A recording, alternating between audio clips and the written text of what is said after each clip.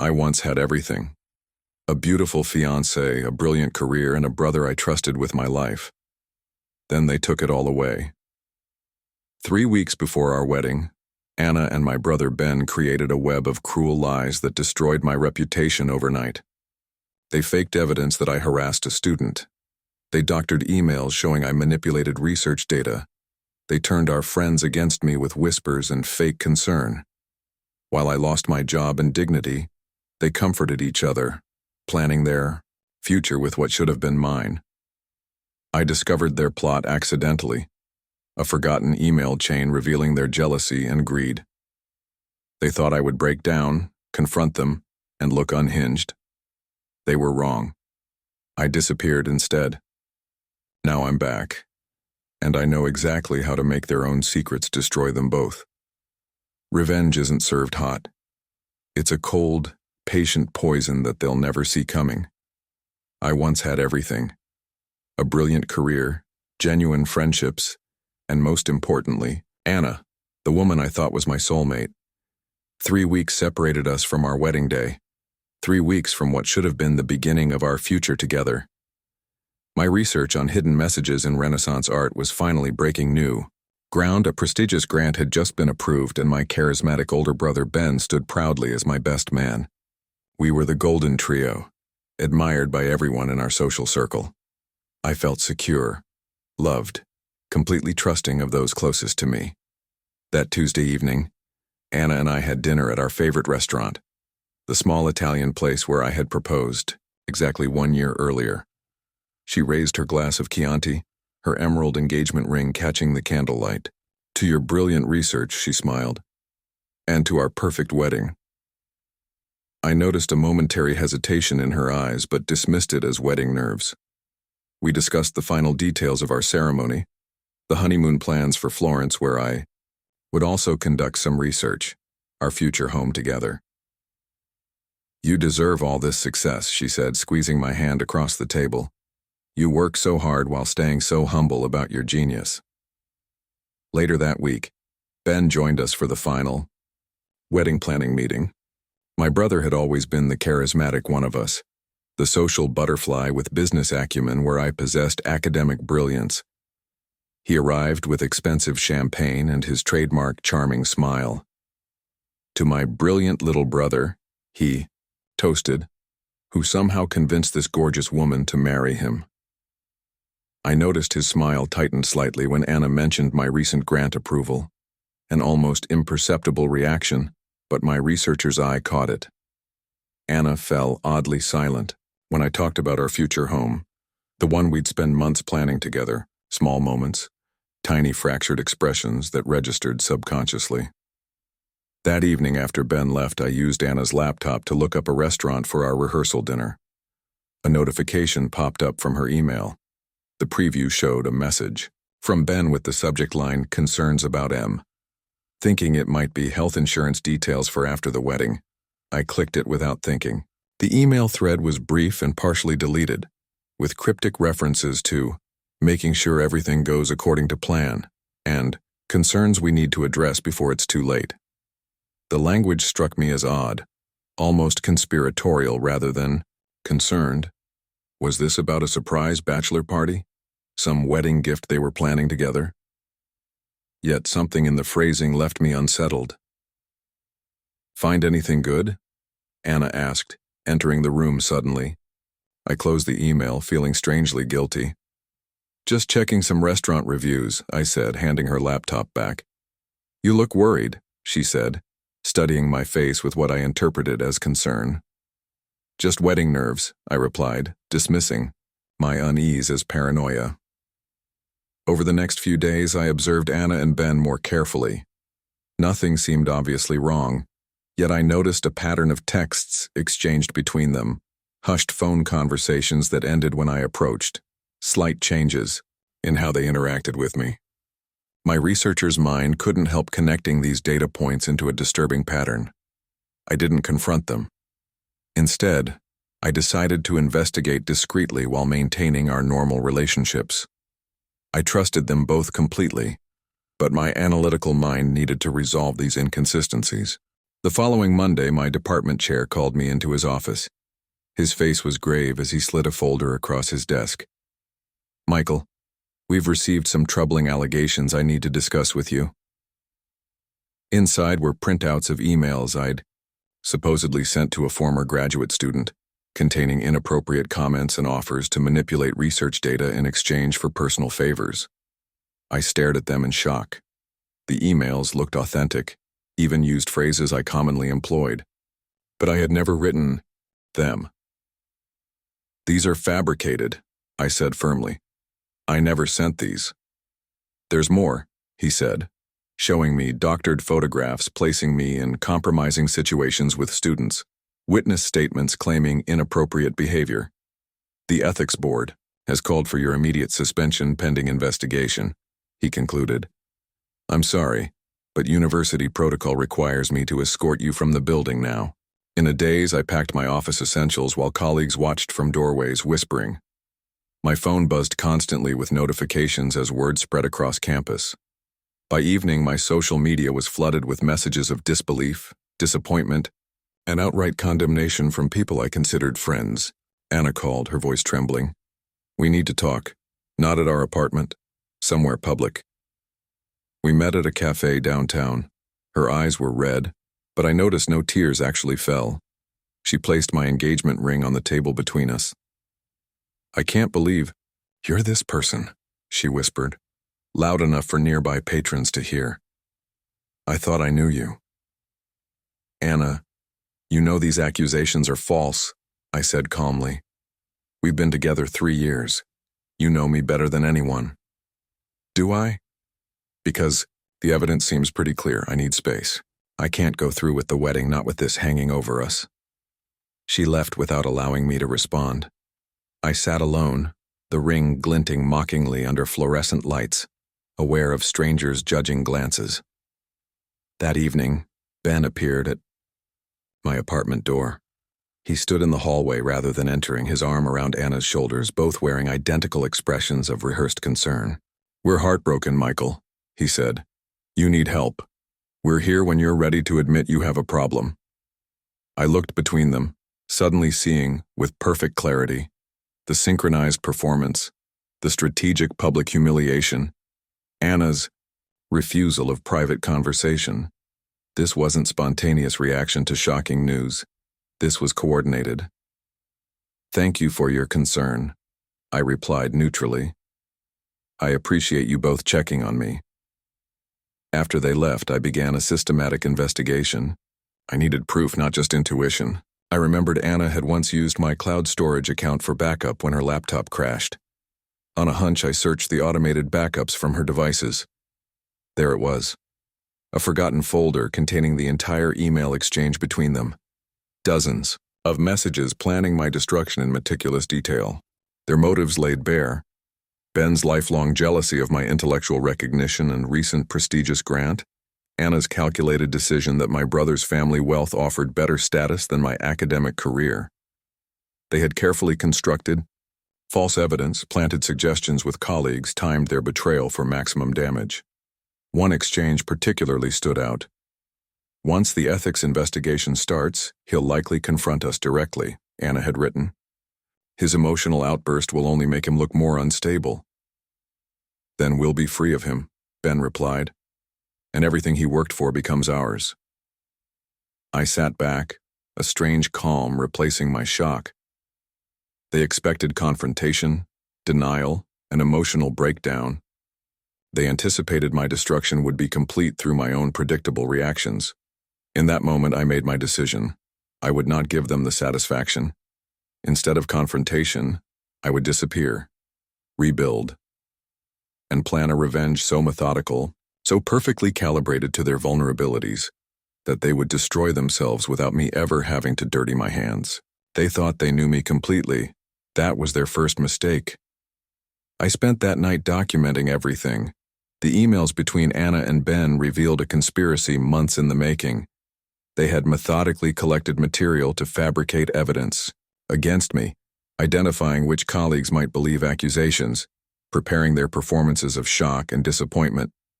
I took screenshots, downloaded files, and secured multiple backups in different locations. Then I emptied my bank accounts, packed essential belongings, and disappeared.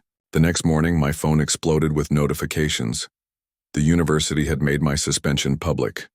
Anna had posted a heartfelt message about her devastation and decision to cancel our wedding. Ben shared a solemn statement about supporting his troubled brother while standing by Anna during this difficult time. Friends and colleagues offered sympathy to them while expressing shock at my hidden dark side. I watched it all unfold from a hotel room across town, analytically observing their calculated performance. I also noticed who remained silent, who asked questions, who demanded evidence. I kept meticulous notes on everyone's reactions. This information would be valuable later. By afternoon, local academic circles were buzzing with rumors. My research credibility was questioned. Former students were encouraged to come forward with their stories. The narrative was being carefully shaped, with Ben and Anna appearing as heartbroken victims who had noticed concerning behavior, but hoped I would change. Rather than defending myself, I remained silent. I composed a brief email to the University Ethics Board stating I would cooperate fully with their investigation while taking personal leave. I contacted a lawyer to represent my interests without my physical presence. Then I turned off notifications and focused on my plan. I needed to disappear completely, but maintain discreet observation capabilities. I rented a small apartment in Noi, a neighboring city, under a different name, grew a beard, changed my appearance, and secured remote work as a research consultant using different credentials. I was transforming into a ghost who could watch their every move without being detected. Within 2 weeks, Anna and Ben appeared together at a charity event. Their body language revealed more than casual comfort. In my absence, they had rapidly transitioned from grieving fiancé and concerned brother to something distinctly more intimate. Social media comments noted the surprising closeness between them, though most expressed sympathy for their mutual support during a difficult time. I felt nothing watching them together. No pain, no jealousy, just confirming data points in my analysis. Their relationship wasn't new. The timing and coordination of their betrayal made perfect sense now. They had been planning this for months, likely longer. The ethics investigation proceeded without my active participation. My lawyer reported they seemed surprised by my calm cooperation through legal channels rather than emotional outbursts. The evidence against me was compelling, on the surface, but contained inconsistencies. The board requested additional documentation from the accusers, which created visible nervousness in both Anna and Ben. I monitored their activities through mutual acquaintances, social media, and occasional drive-bys of familiar locations. I documented their routines, their social connections, their vulnerabilities. Ben's business partners, Anna's new social circle, their favorite restaurants and events.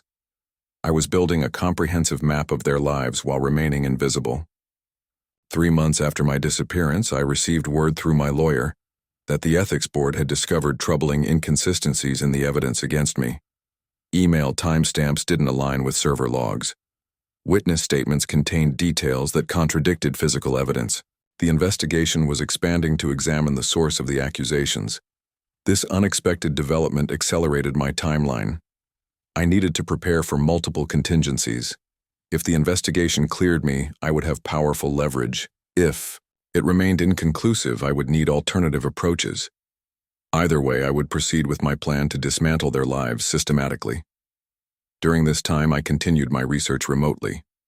My work on hidden messages in Renaissance art became a perfect metaphor for my situation, like those master artists who embedded coded information visible only to those who knew how to look. I would craft my revenge with layers of meaning apparent only to those who understood the full context. Anna and Ben would eventually recognize my hand in their downfall, but would be unable to prove it or stop it. 6 months into my self-imposed exile, I received confirmation that Ben and Anna were officially dating. They had waited a respectful period before publicly acknowledging their relationship, presenting it as unexpected comfort found in shared grief. Their social media portrayed them as a perfect couple navigating difficult circumstances with grace. The comments were largely supportive, with only a few noting the questionable timing. Behind their carefully curated image, I discovered cracks forming. Ben's investment firm was facing scrutiny from partners questioning recent financial decisions. Anna's new academic position came with increased visibility that made maintaining her fabricated background story more challenging. They were arguing more frequently, according to a former colleague who remained in contact with them. I began implementing the first phase of my plan. Using anonymous email accounts, I sent carefully crafted messages to specific individuals in their social circles. To Anna's new department head, I forwarded documentation of academic inconsistencies in her CV that I had discovered during our relationship. To one of Ben's major investors, I provided public records showing discrepancies in his reported business holdings. I never made accusations, simply presented factual information that raised troubling questions. The effects were subtle but immediate. Anna was called into meetings to explain discrepancies. Ben faced uncomfortable questions from investors. Their confident facades began showing stress fractures. They couldn't trace these. Information leaks back to me as I used public records and information that multiple people could have known.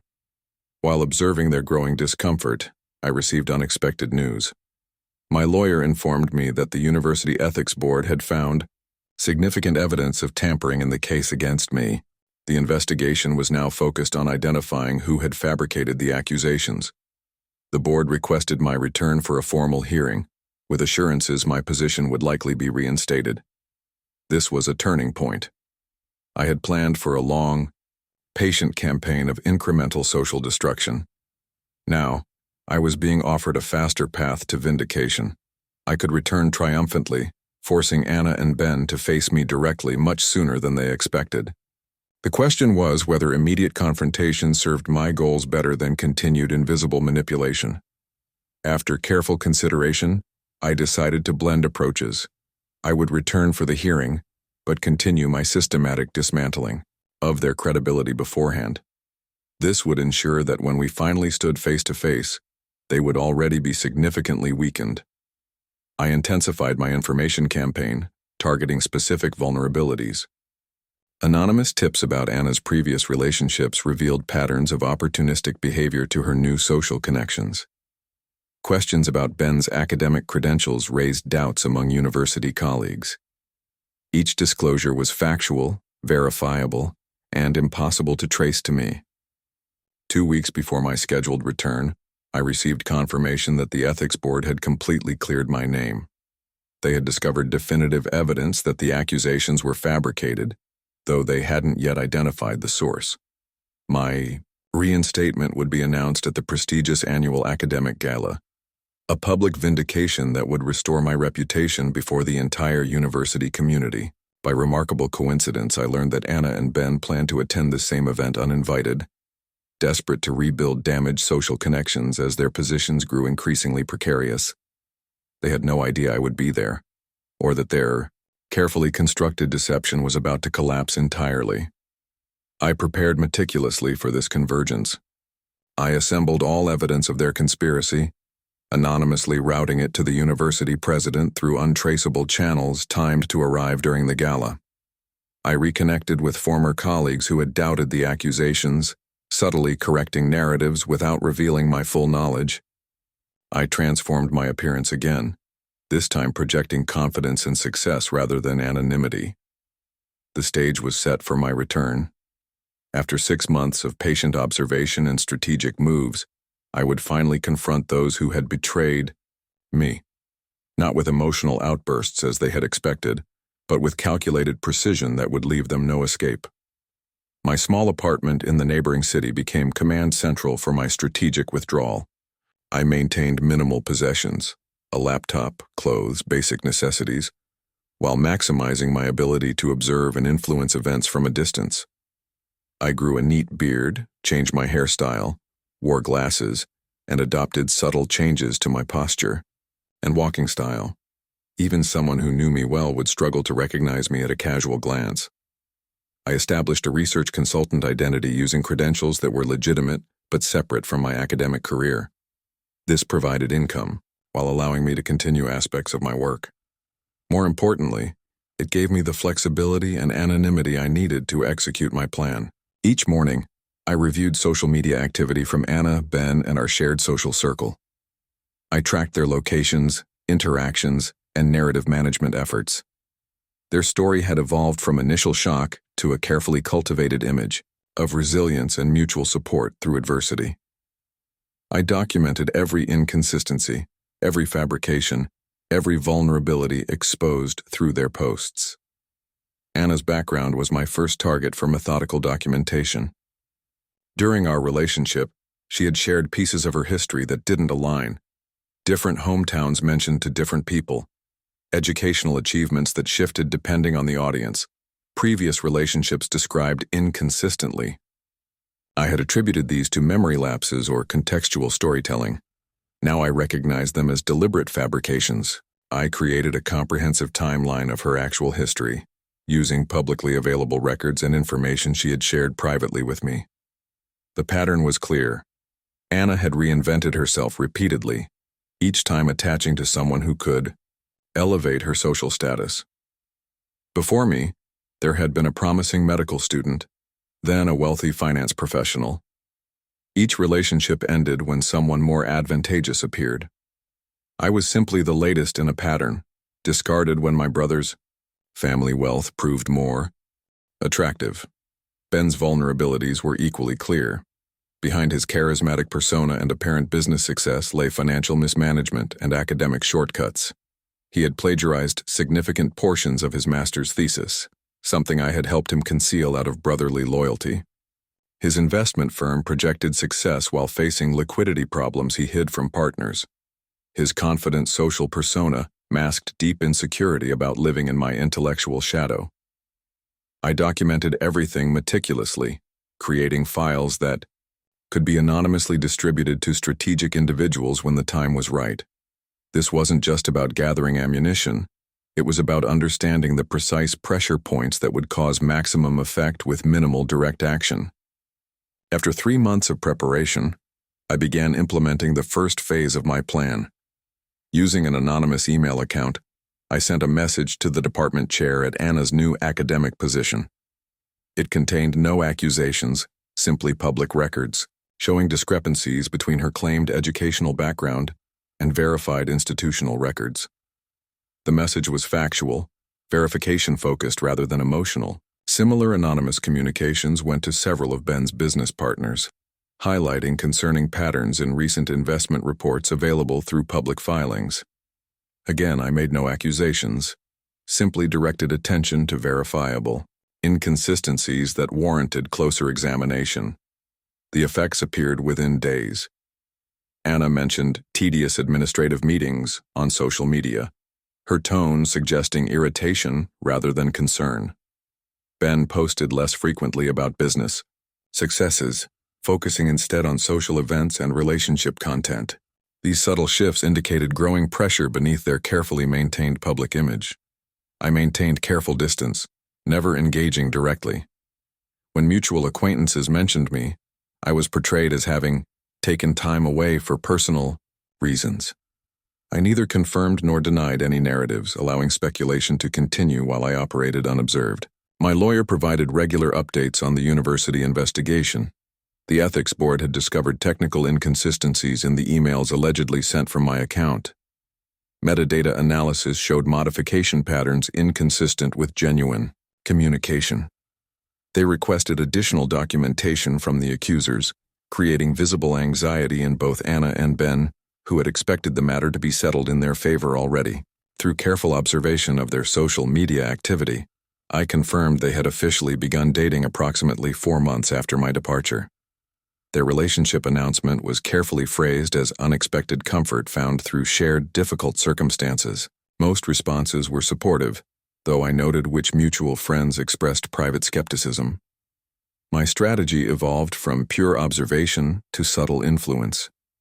I established several alternate online personas who engaged peripherally with their social circles. These personas never interacted with Anna or Ben directly, but participated in conversations where information about them might naturally arise. Through these channels, I could occasionally introduce verifiable facts that contradicted their carefully managed narrative. For instance, when Anna claimed at a department event to have studied briefly at Oxford, a fabrication I knew well. My persona mentioned having a colleague there during that period who might remember her. This created no direct confrontation but planted seeds of doubt about her credibility. Anna immediately backtracked, claiming she had actually attended a summer program affiliated with Oxford rather than the university itself. Small cracks in her credibility began appearing. Similarly, when Ben boasted about a business success at a social gathering, one of my personas casually mentioned reading contrasting information in recent financial disclosures. This created no accusation but introduced public information that questioned his narrative. Ben quickly changed subjects, but observers noted his discomfort. Each intervention was minimal, deniable, and based on verifiable information. I never accused or confronted directly. I simply ensured that inconvenient truths entered their social ecosystem at strategic moments, allowing natural consequences to develop without my visible involvement. 6 months into my strategic withdrawal, I received critical information from my lawyer. The University Ethics Board had conclusively determined the evidence against me was fabricated. Technical forensic analysis proved the emails were created through sophisticated but traceable digital manipulation. The photographs had been expertly altered, but contained digital artifacts proving modification. While they hadn't yet identified who created these fabrications, my complete exoneration was imminent. The timing aligned perfectly with the annual academic gala, the most prestigious social event in university circles. The board planned to announce my reinstatement there, a public vindication before the entire academic community. Through discreet inquiries, I learned that Anna and Ben planned to attend this same event, uninvited but leveraging Ben's family connections to secure tickets. They hoped to rebuild damaged social capital, unaware of my imminent return. This convergence presented the perfect opportunity to accelerate my plan. I prepared meticulously for the gala, assembling comprehensive evidence of their conspiracy into a document package that could be anonymously delivered to key university officials during the event. I reconnected cautiously with select former colleagues who had expressed doubts about the accusations, rebuilding those relationships without revealing my full knowledge. I also learned through my network that Ben's investment firm faced increasing scrutiny from partners questioning recent financial decisions. Anna's new department head had initiated a comprehensive credential verification process following administrative inconsistencies. Their carefully constructed lives were already showing stress fractures from my subtle interventions.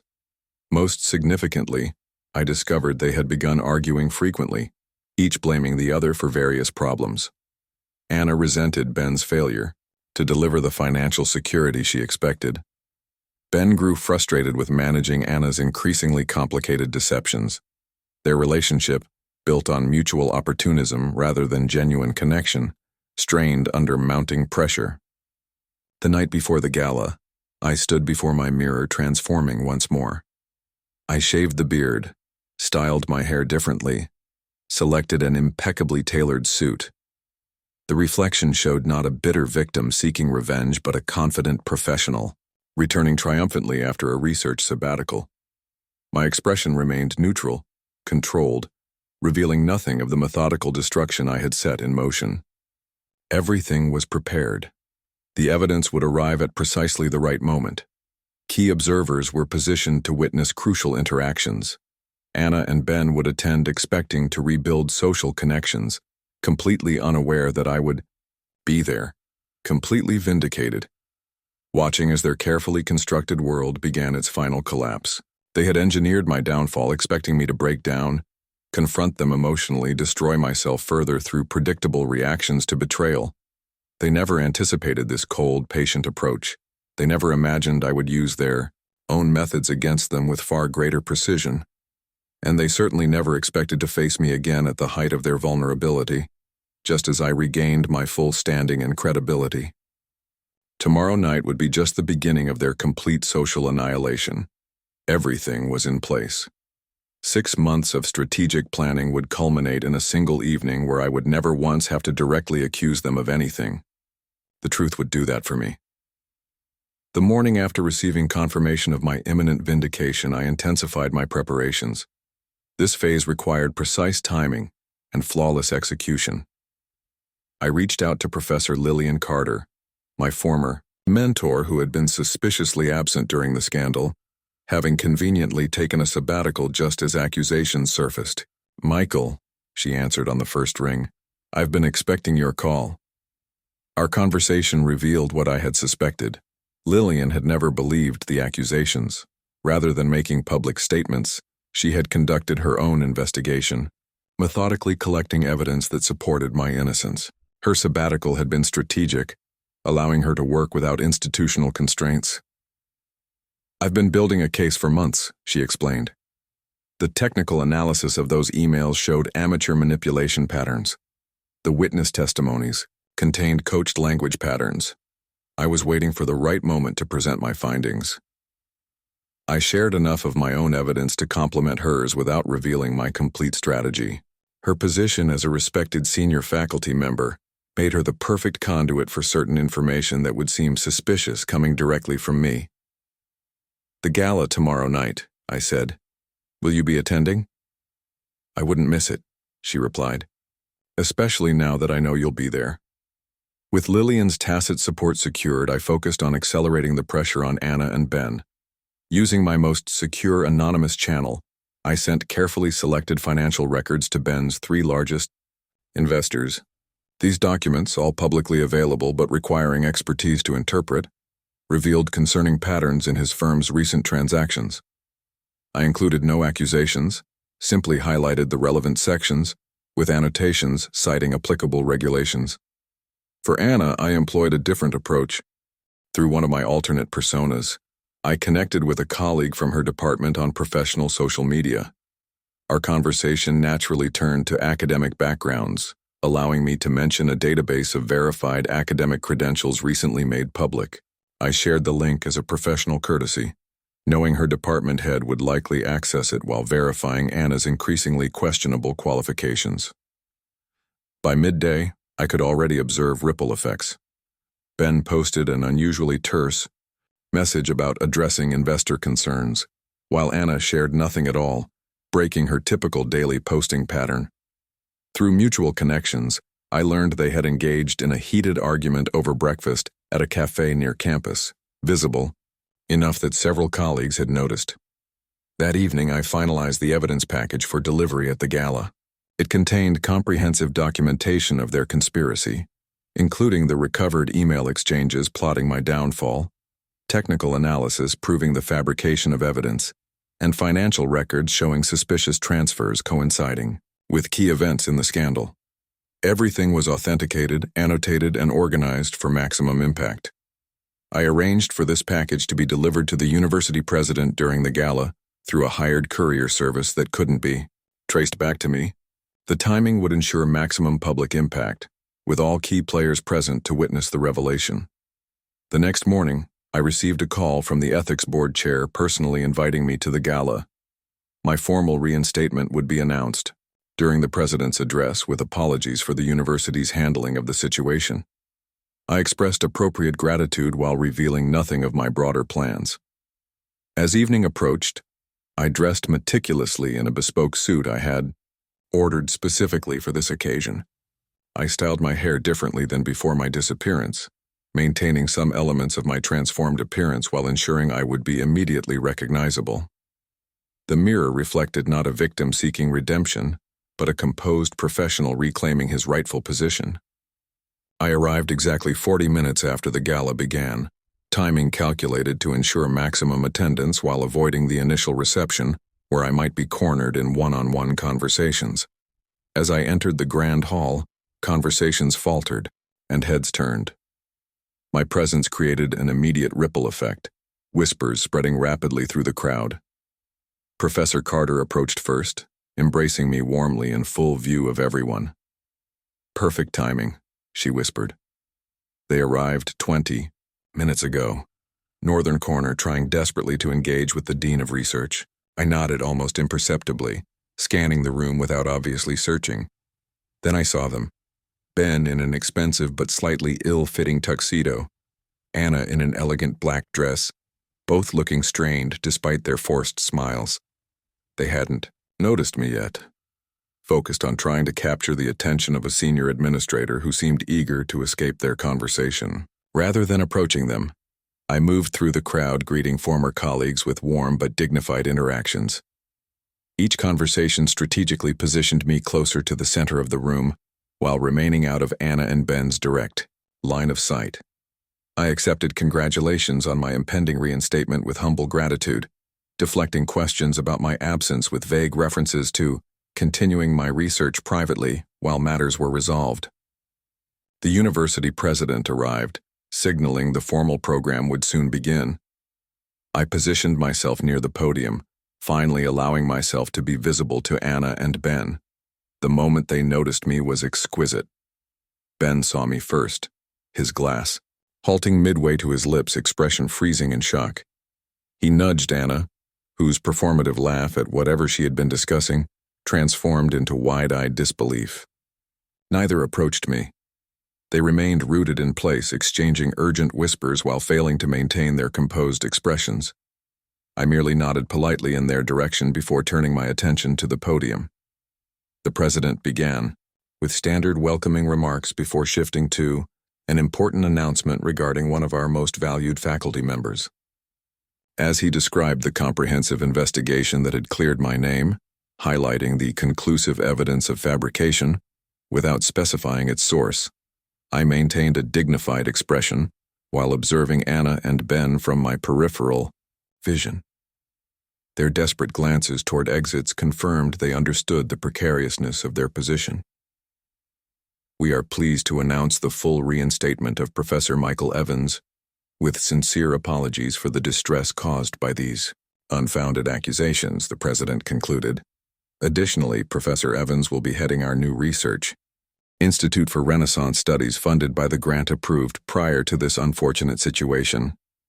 Applause filled the room as I approached the podium for brief remarks. I expressed gratitude for the thorough investigation and support of colleagues who maintained faith in my integrity. I mentioned looking forward to returning to my research, deliberately avoiding any reference to the accusations or their potential source. My restraint would appear to observers as dignified professionalism rather than the calculated strategy it was. As I stepped down, colleagues surrounded me with congratulations.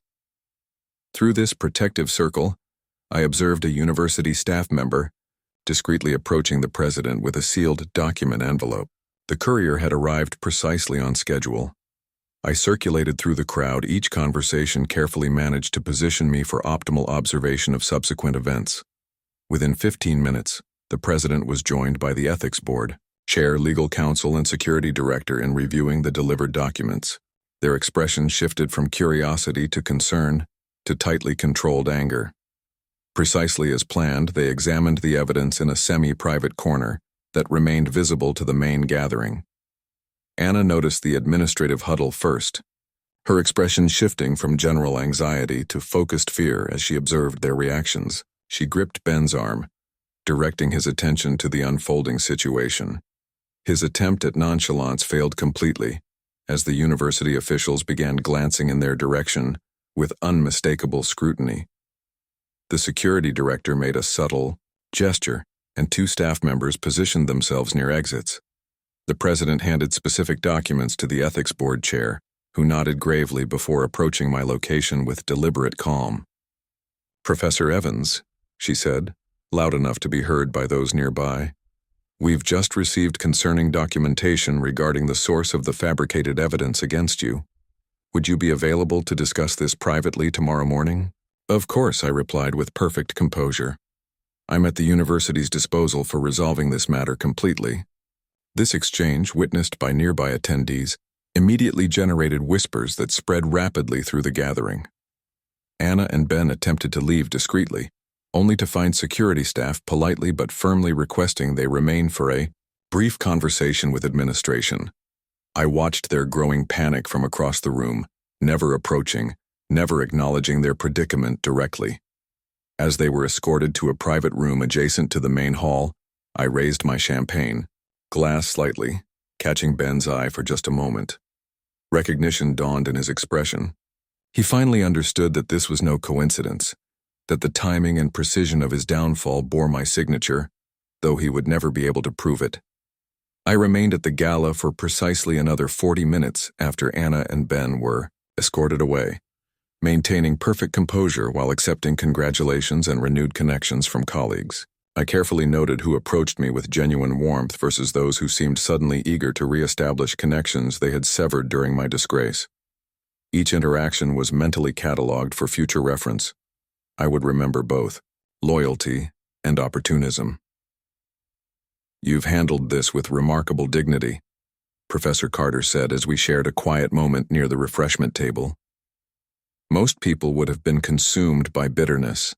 Dignity is its own reward," I replied, offering a measured smile while watching reactions ripple through the crowd as news of Ben and Anna's detainment spread. "Though justice is certainly satisfying." I left at the perfect moment, neither hurrying away nor lingering too long. My departure was noticed but not remarkable, the composed exit of a vindicated man ready to resume his life. In reality, I was proceeding to the next phase of my carefully orchestrated return. Early the following morning, I met with the ethics board chair, legal counsel, and university president in a private conference room. The atmosphere was tense with controlled institutional anger. The evidence package had been thoroughly reviewed, overnight, revealing the full extent of the conspiracy against me. "Professor Evans," the president began, "we owe you a profound apology. The documentation received last night conclusively proves your accusations were fabricated by individuals you trusted implicitly. The university bears responsibility for not investigating more thoroughly before taking action against you." I nodded acknowledgement without displaying emotion. I appreciate the university's willingness to correct course when presented with evidence. My primary concern has always been restoring my academic standing and continuing my research. "There's the matter of potential criminal charges," the legal counsel interjected. "The evidence shows clear criminal conspiracy, identity fraud, and potentially financial crimes. As the victim, your input on pursuing these charges would be valued." This was a critical juncture in my strategy. Direct criminal prosecution would provide a certain satisfaction, but would also create a public spectacle that might generate sympathy for Anna and Ben as their lives collapsed. More importantly, the legal process would give them a structured environment to attempt damage control. "I've given this considerable thought," I responded carefully. "While I understand the university may have institutional obligations to report certain activities, I personally have no interest in criminal proceedings. The damage to my reputation has been addressed through the ethics board's findings. I prefer focusing on rebuilding my career rather than extending this unfortunate chapter." The relief among the administrators was palpable. A criminal case would have created institutional embarrassment and public relations challenges.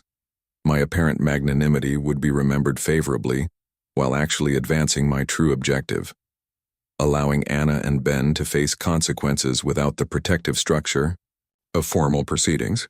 "That said," I continued, "I believe the university community deserves transparency about what occurred.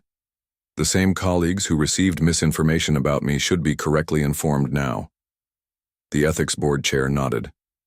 "We've prepared a comprehensive statement clarifying your complete exoneration and acknowledging the determined falsity of all accusations. It will be distributed today." "Thank you," I replied. "That seems appropriate." I left the meeting having achieved exactly what I wanted. The university would publicly vindicate me while documenting the fabricated nature of the accusations, all without naming Anna and Ben directly in official communications. This institutional restraint would appear honorable, while actually leaving room for devastating informal information flow through academic circles. By mid-afternoon, the official statement was distributed throughout the university community and to relevant academic publications. My complete exoneration and reinstatement were detailed, along with the announcement of my appointment to head the new research institute. The statement carefully avoided naming the source of fabricated evidence, using institutional language about discovery of coordinated misrepresentation by parties with conflicts of interest. This deliberate institutional vagueness created the Perfect environment for controlled information leaks. By evening, the academic grapevine was buzzing with increasingly accurate accounts of Anna and Ben's involvement. Professor Carter and several other strategic allies discreetly shared factual information within trusted circles, each revelation spreading organically without my visible involvement. Meanwhile, I focused publicly on resuming my research with dignified professionalism. I scheduled meetings with graduate students, reclaimed my office, and began organizing the new research institute. To all outward appearances, I was moving forward rather than dwelling on past injustices. This visible focus on productivity rather than retribution enhanced my reputation, while allowing the social consequences for Anna and Ben to unfold without my apparent attention. The following day, I received confirmation that Anna had been suspended from her academic position, pending review of her credentials and potential involvement in ethical violations. Ben's investment firm issued a terse statement announcing his temporary leave of absence during internal review of management practices. Their carefully constructed lives were unraveling precisely as I had engineered.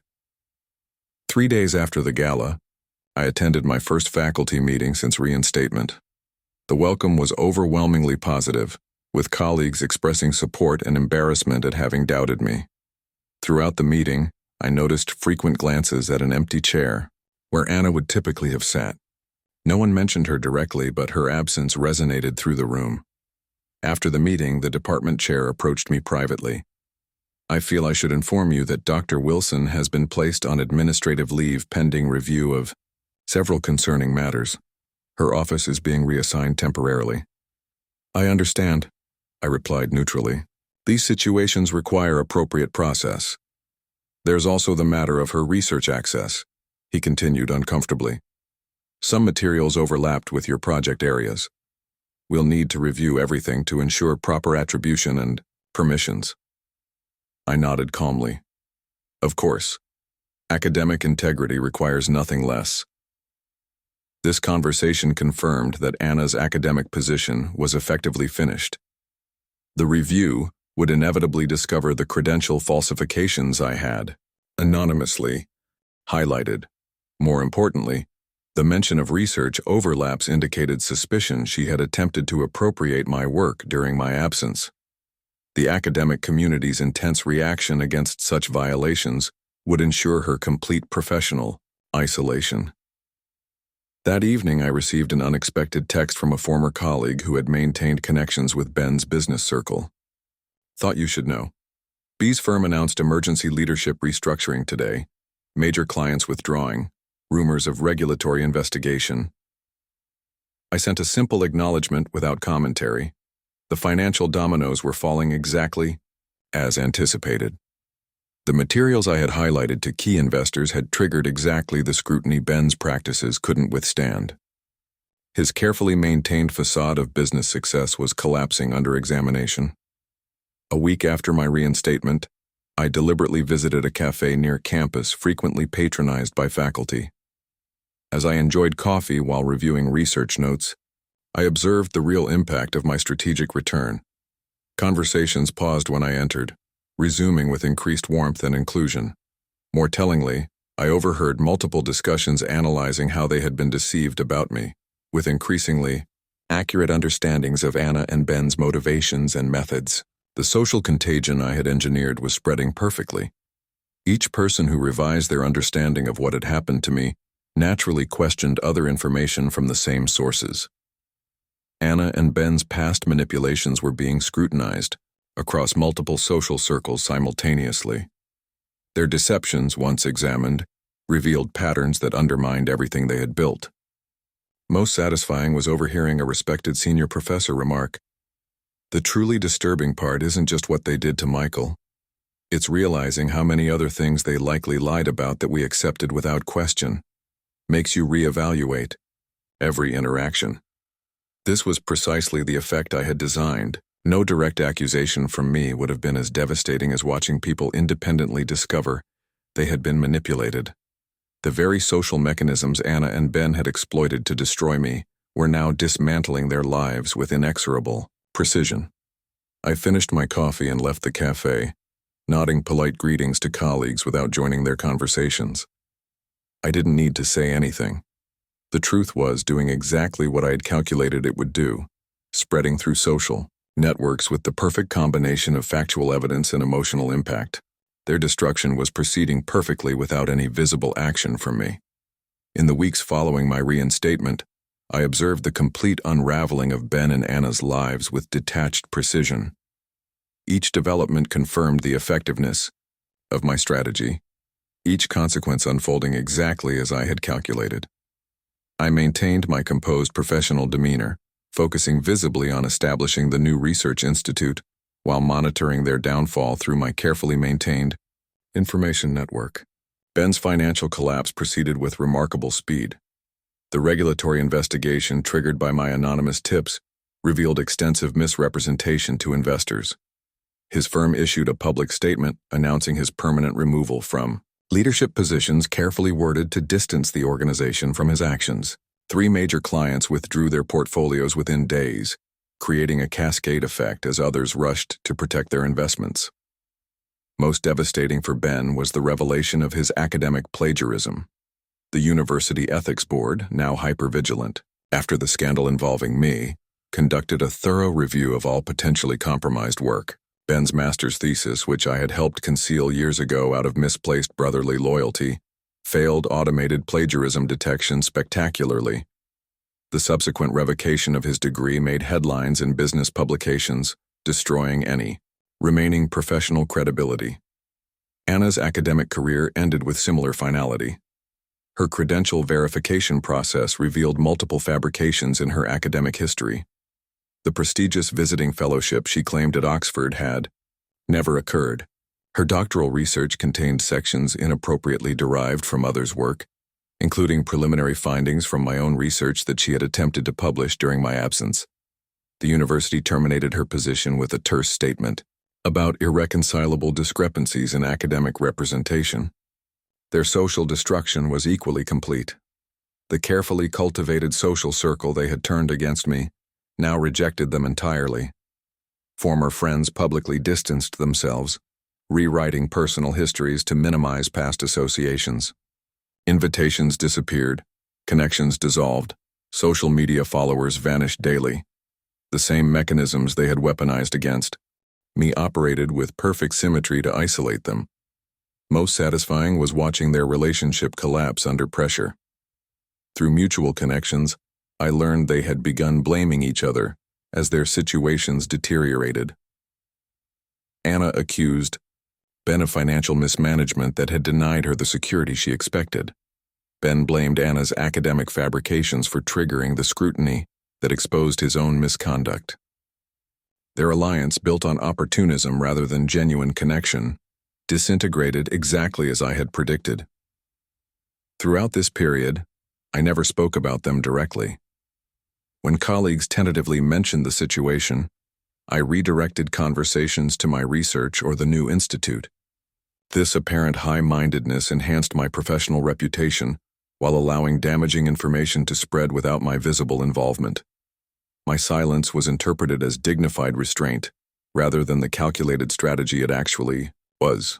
3 months after my reinstatement, the new Renaissance Research Institute was formally inaugurated with substantial funding and institutional support.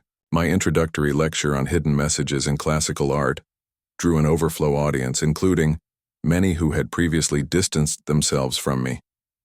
I delivered the presentation with composed confidence, never acknowledging the underlying parallel to hidden truths in contemporary social dynamics. After the presentation, Professor Carter approached with a knowing expression. "Masterful application of your research principles," she said quietly, revealing hidden truths without ever directly stating them. I smiled slightly. The most effective communication often happens between the lines. She nodded thoughtfully. "I heard Anna has left town, apparently accepted some administrative position at a small private gallery 3 states away. Significant step down from her academic aspirations." "Life takes unexpected turns," I replied neutrally. "I hope she finds suitable opportunities." "And Ben has apparently moved back with their parents. The legal fees from investor lawsuits have been substantial," She studied my face carefully. You never once had to confront them directly, did you? The evidence simply spoke for itself. Truth has a way of emerging eventually, I responded. I merely focused on rebuilding my own life. This was the perfect narrative, one I had carefully crafted. To all observers, I appeared as a wronged man who had responded with dignity rather than vengeance. Only those who looked very closely would recognize the precise calibration of each revelation, the strategic timing of each disclosure that led to their destruction. 6 months into my renewed career, I had fully re-established my professional standing.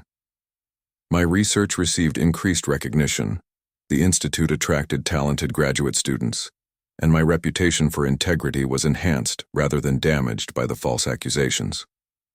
The narrative had completely reversed, with many now citing my composed handling of the situation as evidence of exceptional character.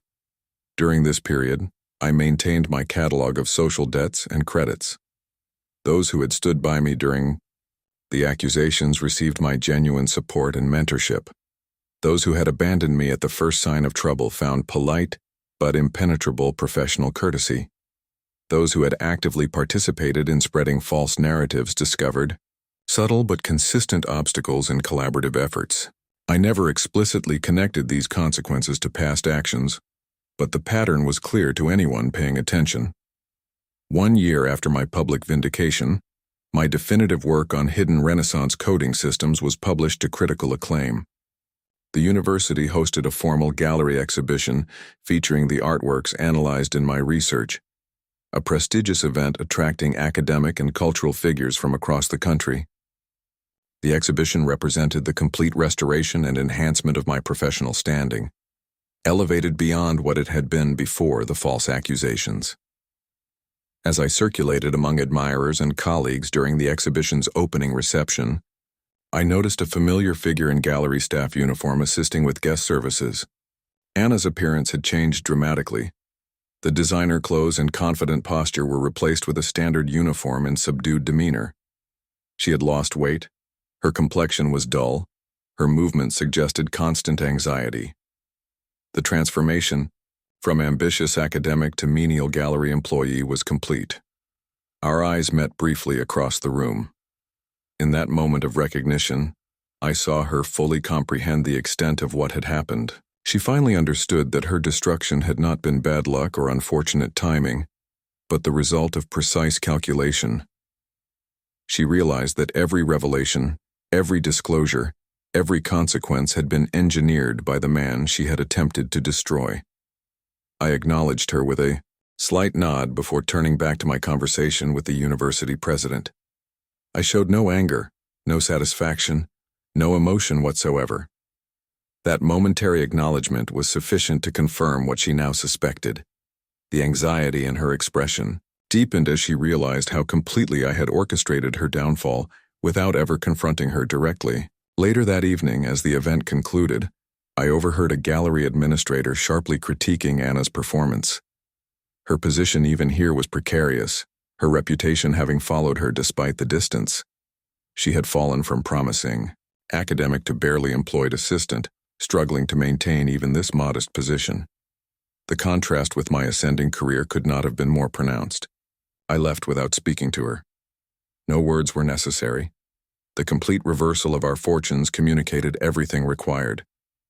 She had conspired with my brother to destroy me through social manipulation, expecting me to break down in response to betrayal. Instead, I had patiently engineered their destruction using the very same social mechanisms they had weaponized against me, but with far greater precision and effectiveness. As I drove home that evening, I reflected on the symmetry of the situation. 1 year ago, I had stood alone, my reputation shattered by their fabricated accusations. Now I stood at the peak of professional success, while they faced complete social and professional ruin. I had achieved this without ever confronting them directly, without visible vengeance, without sacrificing my own integrity in the process. The final element of my strategy was already in motion. Through carefully placed comments and strategic information sharing, I had ensured that their attempts to rebuild elsewhere would face consistent, inexplicable obstacles. potential employers would discover concerning background information. New social connections would eventually learn about their past behavior. Their pattern of deception and manipulation would follow them indefinitely, not through my active intervention, but through the self-sustaining social mechanisms I had initially triggered. I felt no need for further action against them. The systems I had set in motion would continue their work without my involvement. My revenge was complete, executed with the same precision and attention to detail that characterized my academic research. I had studied the hidden patterns of their deception and used that knowledge to engineer their inevitable downfall. What gave me greatest satisfaction was not their suffering, but the confirmation of my hypothesis. That truth, strategically revealed, could be more devastating than any direct confrontation. I had never raised my voice, never made accusations, never explicitly sought revenge. I had simply ensured that hidden truths emerged in precisely the right sequence and context to create maximum impact. The ultimate victory was not just their destruction, but my enhanced standing. Those who had abandoned me now sought my approval. Those who had questioned my integrity now cited me as an example of ethical conduct. The very community that had been weaponized against me now served as the mechanism of my vindication and their destruction. I returned to my comfortable home, to my successful career, to my renewed social standing. They returned to the wreckage of lives built on deception. Justice had been served not through emotional outbursts or direct confrontation, but through the cold, precise application of truth at exactly the right moments. The social contagion they had initiated had ultimately consumed them instead.